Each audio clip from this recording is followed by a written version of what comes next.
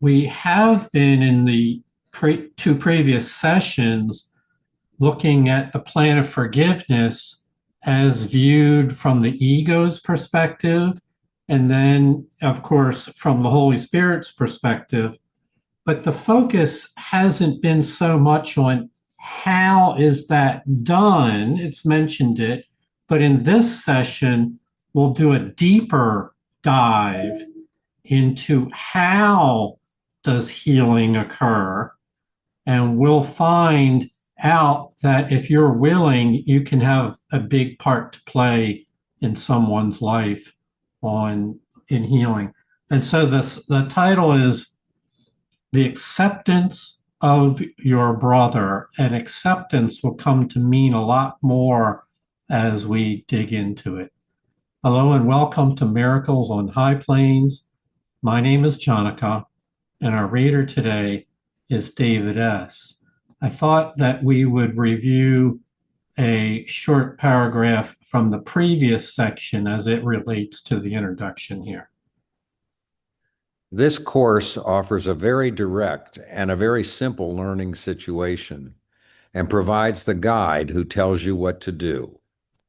If you do it, you will see that it works. Its results are more convincing than its words. They will convince you that the words are true. By following the right guide, you will learn the simplest of all lessons. By their fruits ye shall know them, and they shall know themselves. Mm-hmm. So in this last quote, the fruits are the results. These can be thought of as character fruits of the Spirit that are demonstrated in the lives of those who are following the light and healing and helping others to heal.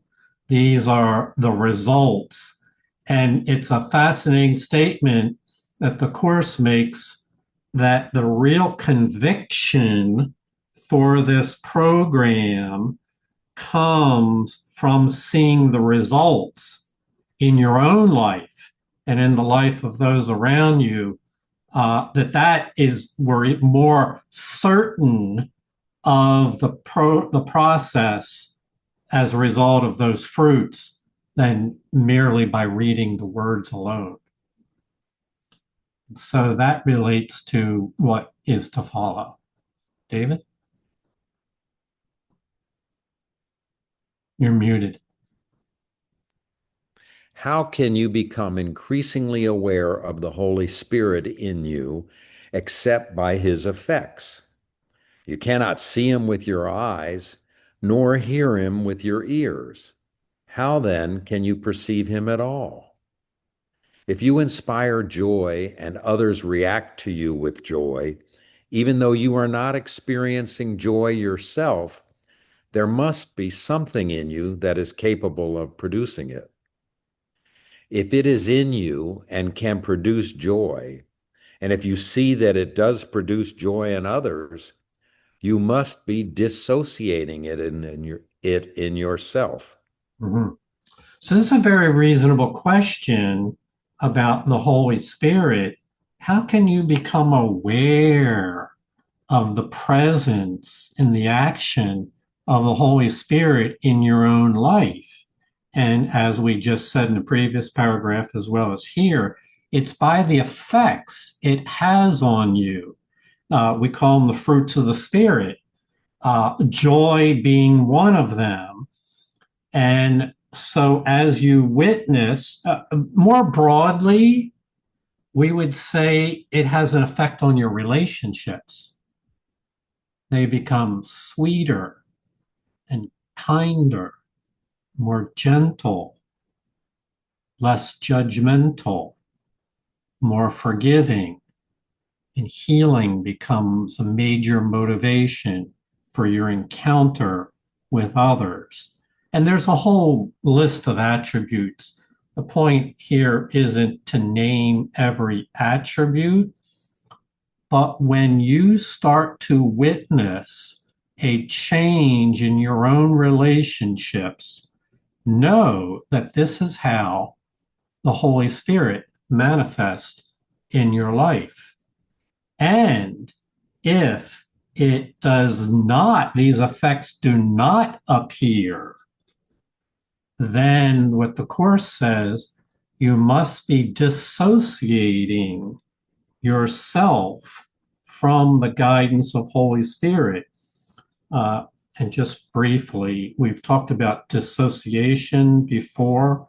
It's a psychological mechanism whereby we separate from something, in this case, from the Holy Spirit, from her plan of healing, where you, rather than to associate, you dissociate.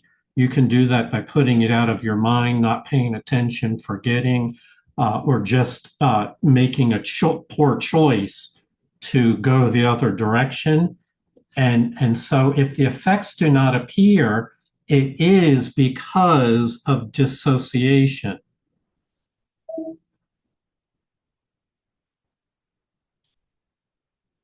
David? It seems to you that the Holy Spirit does not produce joy consistently in you only because you do not consistently arouse joy in others. Their reactions to you are your evaluations of His consistency. When you are inconsistent, you will not always give rise to joy, and so you will not always recognize His consistency. What you offer to your brother, you offer to him, because he cannot go beyond your offering in his giving. This is not because he limits his giving, but simply because you have limited your receiving. The decision to receive is the decision to accept. Mhm. So, a word that I'm fond of in this context is reciprocity, or to reciprocate. Giving and receiving are reciprocal, meaning as you give, you receive. It's a two-way exchange. That's what a relationship is. That's what a loving relationship is. That's what a forgiving relationship is. It's a two-way exchange that involves your both giving and receiving. And as we have seen many times in the Course, our brothers are mirrors of ourselves. And when we give, we witness something in the other that then allows us to become witness to it and receive it. So this is true with joy as well as all the other fruits of the spirit. But know that the ego tendency is to not give, to withhold, to believe in scarcity or lack, and to wait and hold back. This is called limiting your, you have, this limits your receiving because it results from limiting your giving.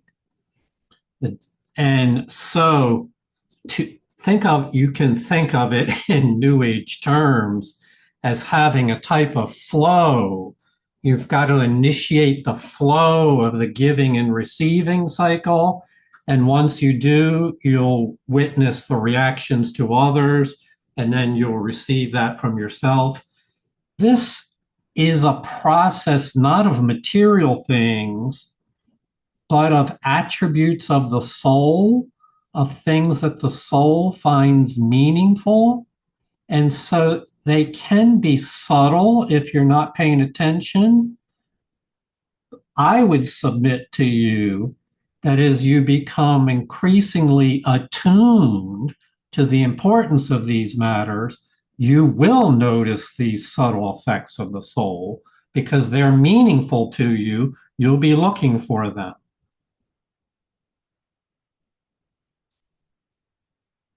David? If your brothers are part of you, will you accept them? Only they can teach you what you are.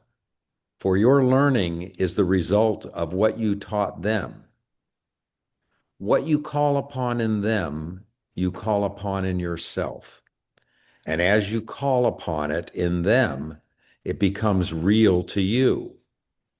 God has but one Son, knowing them all as one. Only God himself is more than they, but they are not less than he is. Would you know what this means? If what you do to my brother, you do to me, and if you do everything for yourself because we are part of you, everything we do belongs to you as well. Everyone God created is part of you and shares his glory with you. His glory belongs to him, but it is equally yours. You cannot then be less glorious than he is. Mhm. We'll come back to the second part of that in just a moment. But here, to continue this line of thought in giving and receiving, you can also frame that in terms of teaching and learning, because after all, what we give is of ourselves. It's of our ideas and our ideals of our love and forgiveness. So it is both a teaching and learning situation as well as a giving and receiving. These are just different words for a similar process. I was speaking with a miracle student recently who is expressing a desire for more in her life. And I pointed out that the Course talks about a teaching and learning balance. And it says at first we enter upon a learning cycle. And then when we reach a certain level of learning, our learning is then limited by how much we teach. For in other words, you can free up additional learning in yourself by sharing it with others. That's said right here. Only they can teach you what you are, for your learning is the result of what you taught them. Again, it's reciprocal. You can learn all these things in theory, but it must be put into practice. And we put it into practice in the context of relationships. This is what we refer to teaching them what you are, what you know to be the truth about them. And in the process, you are learning. So that what you call upon in them, you call upon in yourself. Paul? Jonica, could you give just a simple illustration? The concept, I think I understand it, but it's not really super clear. Yeah, so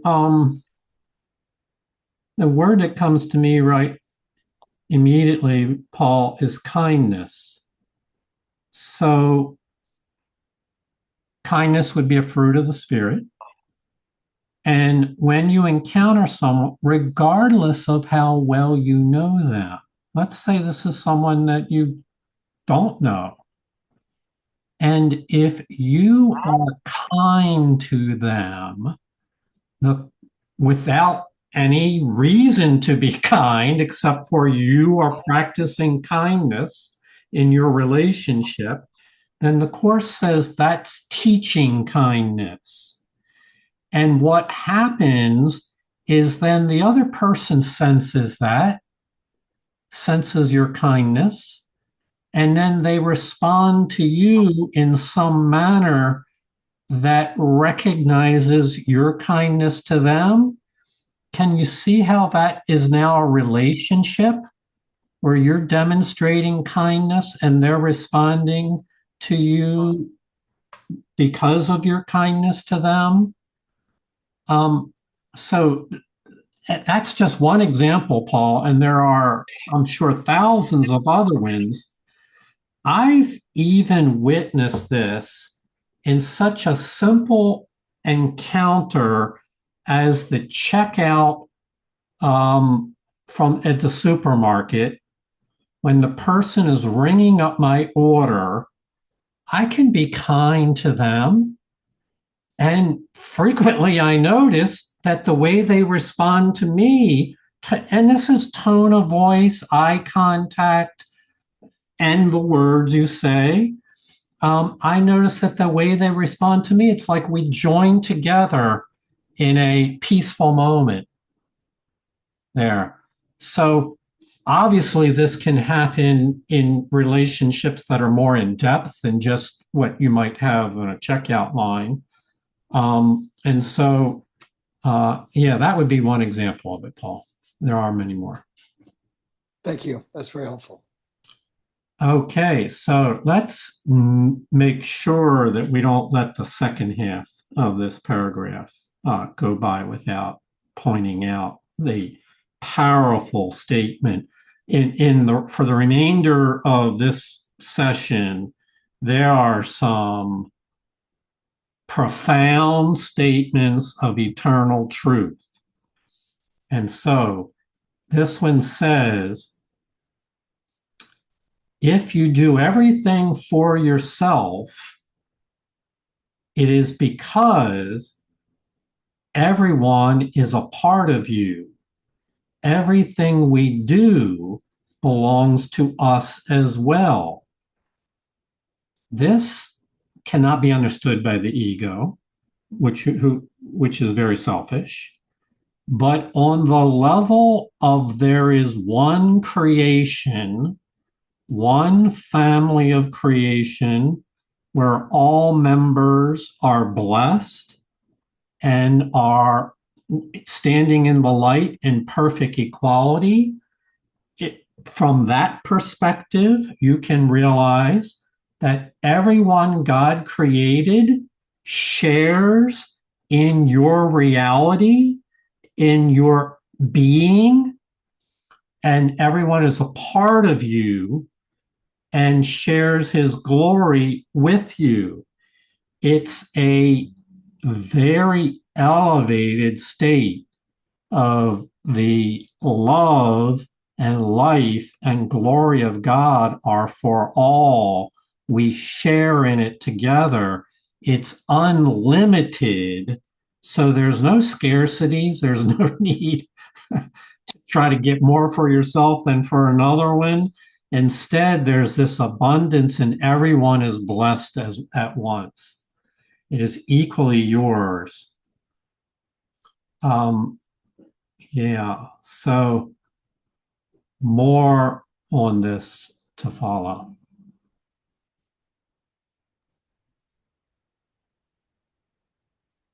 God is more than you only because he created you, but not even this would he keep from you. Therefore, you can create as he did, and your dissociation will not alter this. Neither God's light nor yours is dimmed because you do not see. Because the sonship must create as one, you remember creation whenever you recognize part of creation. Each part you remember adds to your wholeness because each part is whole. Wholeness is indivisible, but you cannot learn of your wholeness until you see it everywhere. You can know yourself only as God knows his Son, for knowledge is shared with God. When you awake in him, you will know your magnitude by accepting his limitlessness as yours. But meanwhile, you will judge it as you judge your brothers, and will accept it as you accept his. Mm-hmm. So these are profound eternal truths. These are statements about the properties of creation. And the only way that I can begin to understand them is to view them from above, from the oneness of all creation, from God's plan for eternity. He created you. This is about creation. He created you, and in creating you, he also imparted to all of us the ability to be co-creators. This is the theme of extension. God has this infinite attributes, and he imparts them into creation so that we then can carry those attributes out further and extend them. And yes, you can forget all this, but it doesn't erase the ability to do for these things. It remains there. It's just postponed temporarily until you remember once again. And you remember, how do you remember?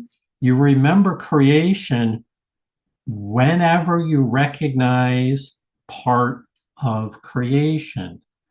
And you can do that in any encounter you have with another. You can recognize, I stand before another member of creation, one who is full of light just as I am. You remember whenever you recognize a part of creation. And when you do that, it has an impact on yourself. Remember, it's reciprocal. By recognizing it in another, you recognize it in yourself. It adds to your wholeness. It adds to your awareness that we are part of an infinitely integrated plan of creation. Wholeness is indivisible, but the way to recognize wholeness is to recognize that it is universal. It is everywhere, not selectively existing in some places, but it's not discriminatory. It's everywhere. And so obviously I bolded all these words here at the end. There's two levels of recognition of these truths. One is the level of perception, which is where we operate from primarily. And the other is the level of knowledge, which is the higher elevated level of certainty that removes all doubt. And you can know yourself only as God knows you. And when you do awaken from the dream of time and space, the dream of being limited, the dream of dissociation, then you will know that you are a part of an infinite plan that the Course calls magnitude. And that magnitude is unlimited. God is unlimited. His plan for creation is unlimited, and he imparts into all the members of creation this limitlessness, which is yours.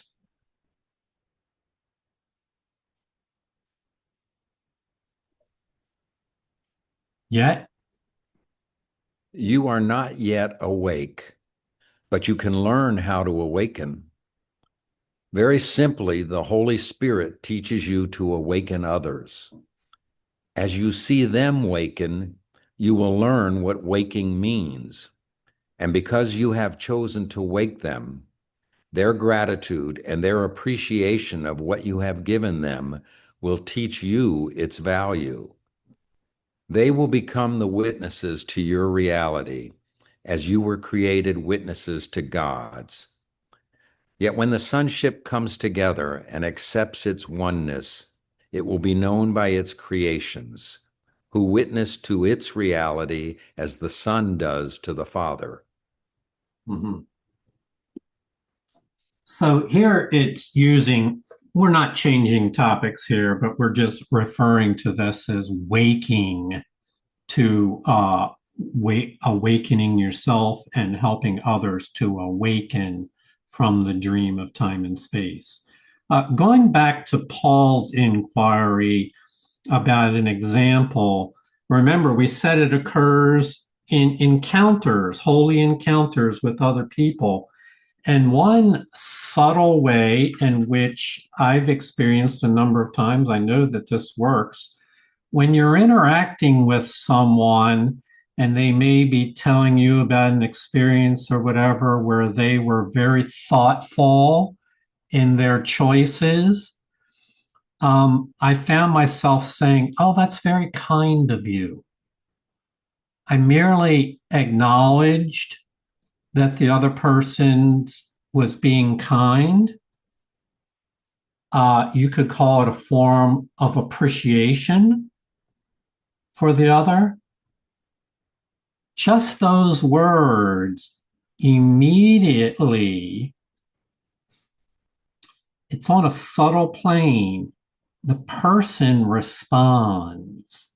Their their heart is, I'm not saying it has, they sometimes you can certainly deflect any appreciation away if a person has a real hard outer shell, is certainly capable of blocking all that. But if a person is open, I can feel the shift when just acknowledging kindness in them. It's awaken them, their gratitude and their appreciation of what you have given them will teach you its value. What I'm saying is you're going to benefit from that moment, but it's subtle. It's not always demonstrated with words. It's a spiritual emotion, it's a spiritual feeling of a shift of shared. The word that I learned was it's a shared heart. Two hearts connect and are on the same wavelength. I usually don't use those words. Two hearts are on the same page, the same idea, through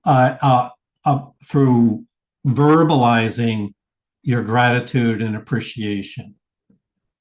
And this has, of course, many other forms. The one I was using is acknowledging kindness is only one form, but I'm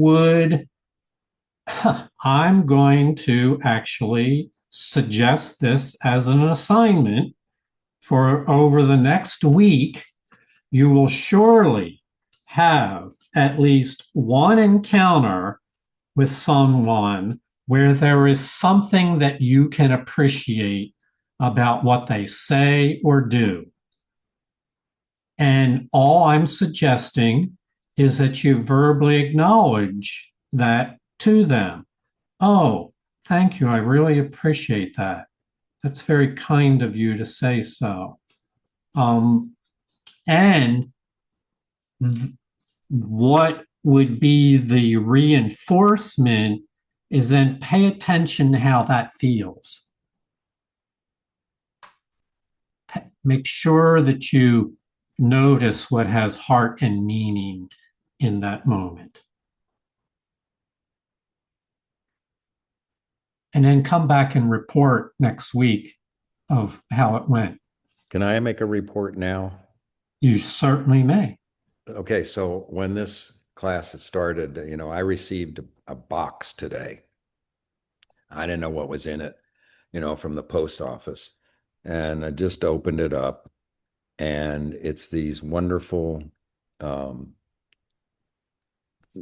food specialty items from Hawaii that my friend from Hawaii sent to me because he had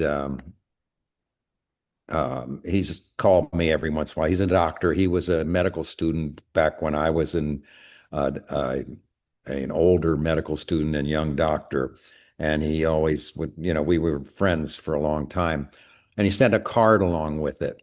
And it seems so apropos to what this thing says. And in the card, he said, over the years, you've been there for me time and time again.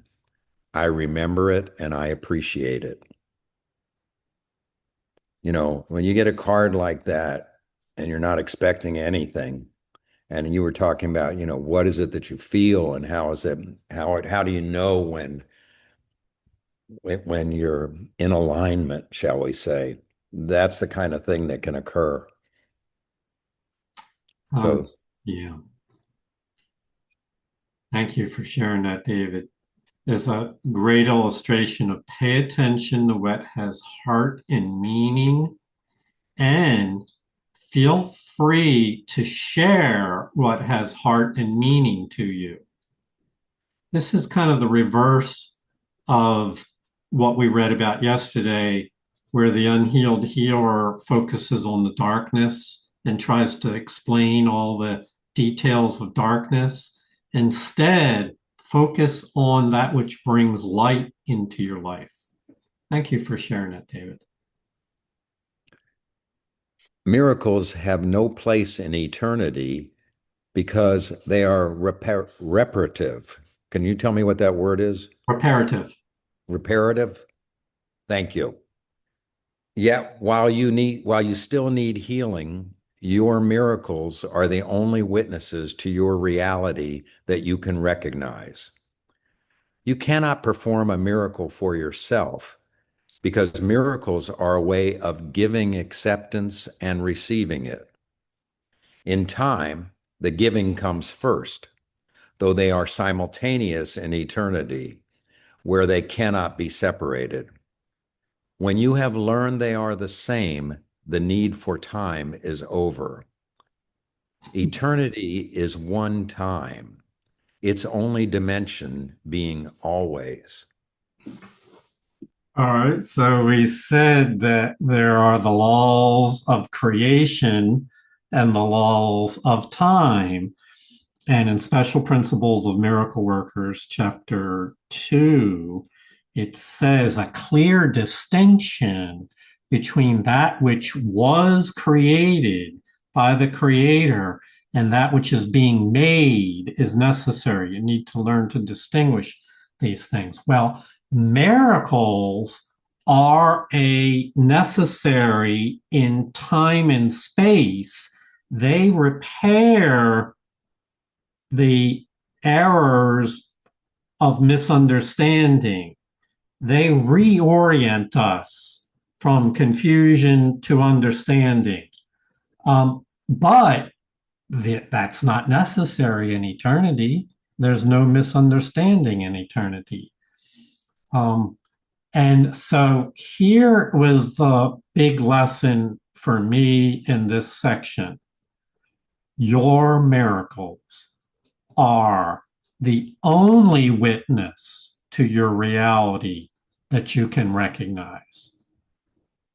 I never thought of it in such an exclusive context as the only witness to our reality that we can recognize in time and space, not in eternity, but in time and space. So, again, speaking about the effects, pay attention to what works. The fruits of the Spirit are the living demonstration of the Holy Spirit. And so the miracles are the fruits that come out as a result of holy encounters. Those miracles are a witness to your reality, and you can recognize that. You can recognize a miracle. One more statement here on the word witness. Pay attention to what has heart and meaning. These are witnesses to those things that are meaningful to your soul. And you recognize them not with your visual cortex of your eyes, but you recognize them with your heart and soul. But you have to pay attention. And when you do, they are the demonstration of the spiritual reality. These are the demonstrations which we currently have the capacity to recognize. And they always occur in relationships. You cannot, it is a law of miracles. You cannot perform a miracle by yourself or for yourself, because miracles are always involve giving and receiving. They always involve encounters with others. They're relational. And in that giving and receiving, here's something that sometimes trips people up. Which comes first? Do I have to give to another first, or do I receive it from another? In other words, this is really a distraction about sequence, because it really doesn't matter. But in time, the initiation of a miracle, the giving comes first. But in reality, in eternity, they're simultaneous. They are instantaneous with one another, because they're not separate. They are a part. They are the other face of a two-sided coin. Receiving is the other side of the coin. They're not separate. They are just other phases of the same experience. Once you've learned they are the same, then there's no more need for time. Well, that's really profound. Yes. Okay. Amazing. Eternity is one time, its only dimension being always. This cannot mean anything to you until you remember God's open arms and finally know his open mind. Like him, you are always in his mind and with a mind like his. In your open mind are your creations, in perfect communication, born of perfect understanding. Could you but accept one of them, you would not want anything the world has to offer. Everything else would be totally meaningless. God's meaning is incomplete without you, and you are incomplete without your creations. Accept your brother in this world and accept nothing else, for in him you will find your creations because he created them with you. You will never know that you are co-creator with God until you learn that your brother is co-creator with you. Mm-hmm. I think the word creation, co-creation, creating is used a handful of times. I have another slide coming up next on your creations that will summarize many of the ideas here. So, at the highest level of reality, what is eternity? It is a changeless state of perfection, of infinite abundance, enduring peace, overwhelming love, and it does not fluctuate. There are not times of forgetting and then remembering. Eternity is a awake state of continuous contact, conscious contact with total reality. And it says that none of that really means anything until such time as each of us remember God's open arms and are awakened to his open mind. I believe this is the first time they've used that term, open mind, here. So, what does that mean? Think of it as a continuous state of unchanging, holy love, patience, all the attributes of heaven. It's always on, and your mind is a part of that open mind, which is the one mind of all creation. And therefore, everything that is lasting, enduring forever, is a part of that open mind. That's where your creations are found, and they are perfectly understood, perfectly transparent. Nothing is hidden. It's available to everyone.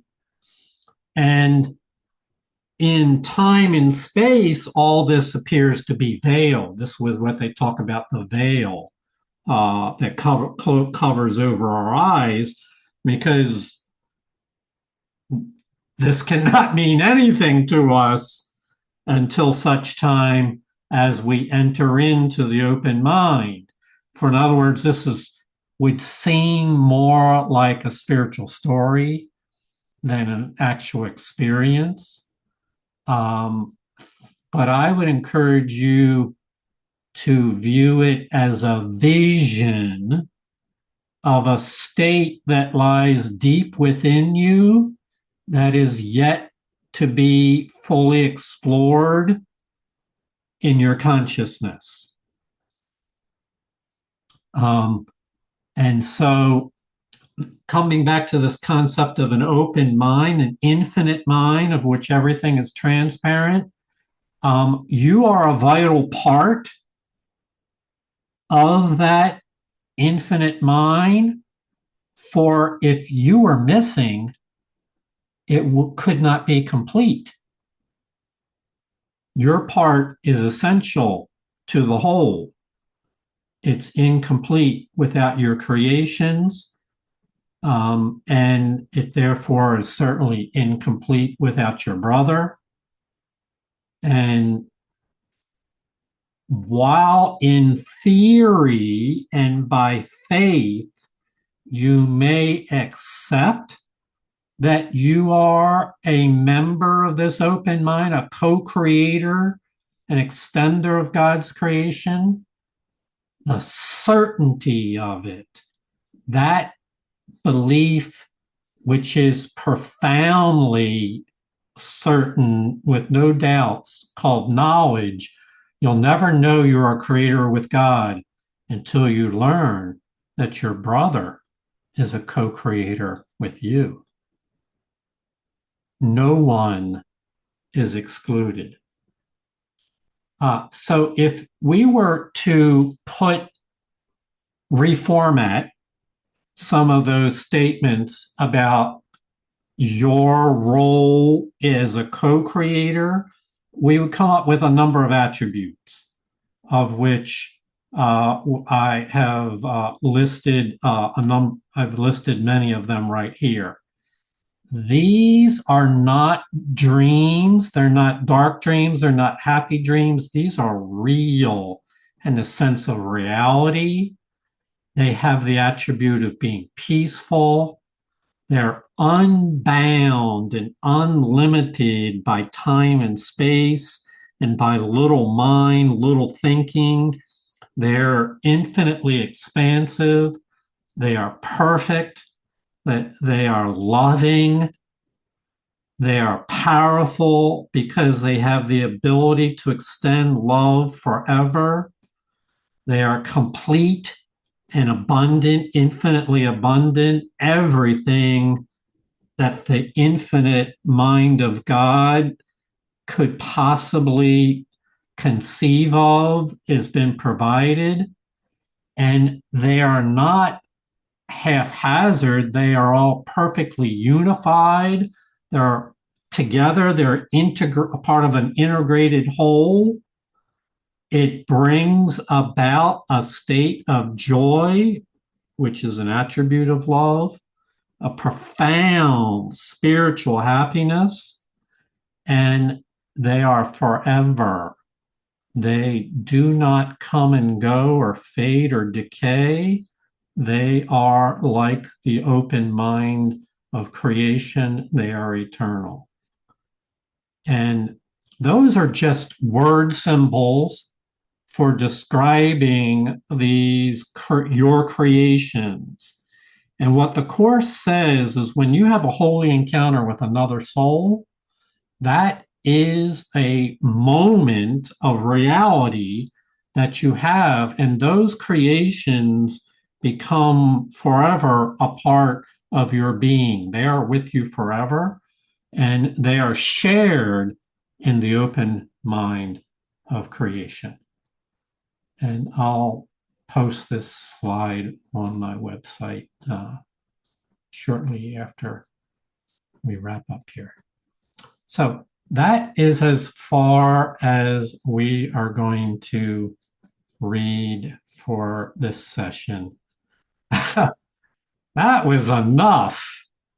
That was some attributes of creation that I hope it was not all come across just as theory, but as a spiritual vision of a higher plane.